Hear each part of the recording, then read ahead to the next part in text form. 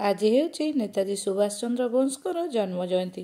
देखंतु कुनी पिलाटीर भाषण। सम्माननीय सभापति महोदय, पूज्य गुरुजी और गुरुमावृंद एवं एठारे उपस्थित थिबा छोट बड़ भाई बड़ सहपाठी गण, आज मते एही नेताजी जयंती किछि कहबार सुजोग मिलिथिबार मु निजकु धन्यवाद करूछि। आज हेउछि जनवरी 23। एही दिन हेउछि नेताजी सुभाष चंद्र बोसଙ୍କ जन्म दिवस। एही महापुरुष 1897 मसीहा जनवरी 23 तारिख दिन कटक ओडिया बजारे जन्मग्रहण करथिले। सुभाष बोस पिता जानकीनाथ बोस थिले सरकारी वकीली, माँ थिले प्रभावती देवी। आरंभ सुभाष बोस थिले जଣେ मेधावी छात्र। से 1921 मसीह इंग्लैंड प्रत्यावर्तन कर भारतीय कांग्रेस रे जोग देइथिले। ए क्षेत्र तंकर आदर्श थिला।